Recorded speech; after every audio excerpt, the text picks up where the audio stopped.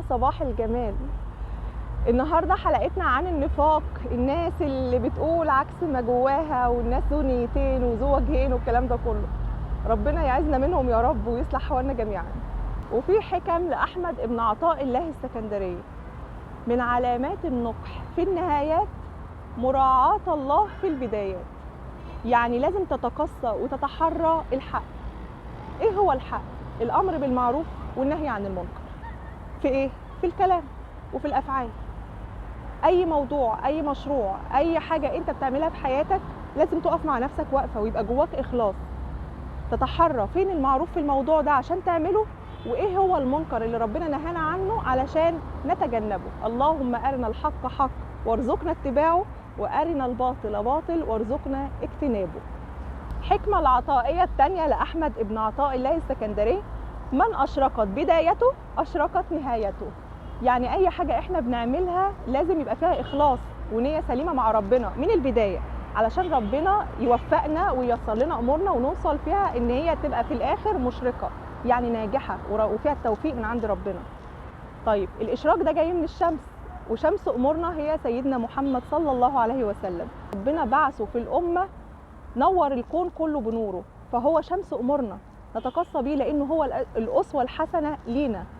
عايز يقول لنا اخلصوا مع ربنا. فكر كده في اي حاجه وانت بتعملها وتخيل سيدنا محمد موجود في الوقت ده، هو كان هيبقى راضي عنك وانت بتعمل كده؟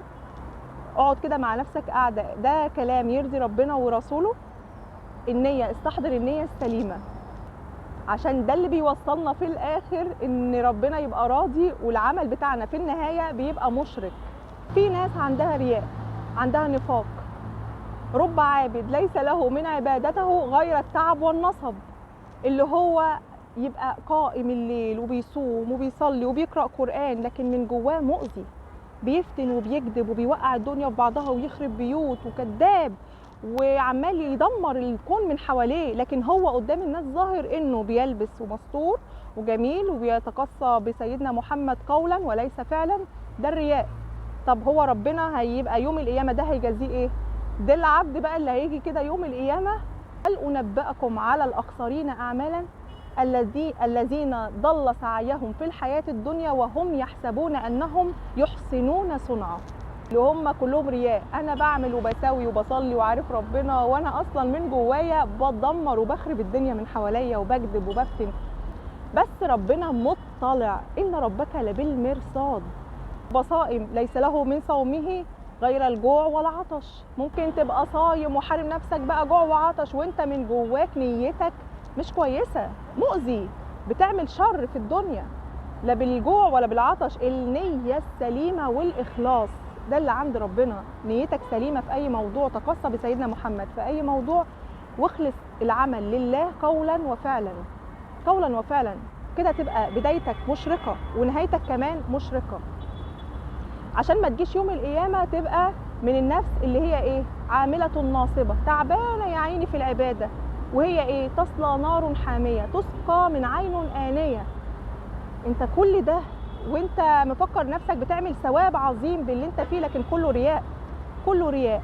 مش ربنا يا رب يعزنا من الرياء والنفاق ونصفي النية لله دايما، وما يهمكش الناس طالما نيتك سليمة مع ربنا ومحضر الإخلاص مع ربنا.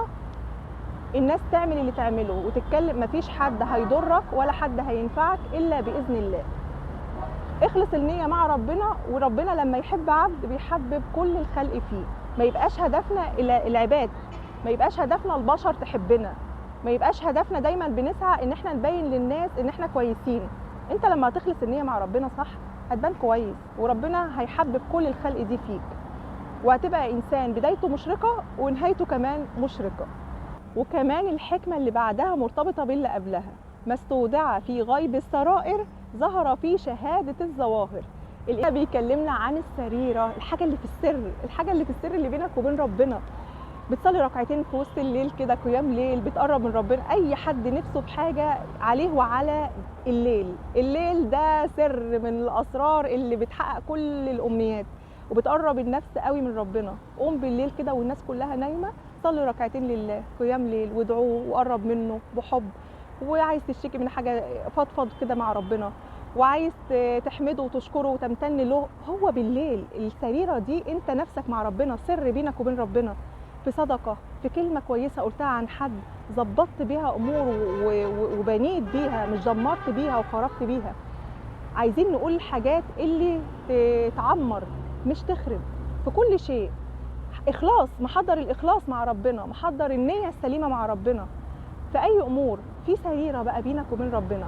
الناس اللي عندها سريره دي وما عندهاش رياء ونفاق في انها تعمل حاجه تبينها، في ناس بتضحي بس عشان بس الناس تقول عليها ده بتضحي كل سنه، ده انسان جميل جدا، ده ما بيفوتش مش عارفه ايه ده. لا، في حاجات بتتم في السر بينك وبين ربنا ما بيعلمش عنها اي حد، بس بتبقى باينه على وشك، منوراه، على كلامك، كل الناس بيبان عليك. يعني يقول لك على وشك يبان يا نداغي اللبان، او كل اناء ينضح بما فيه.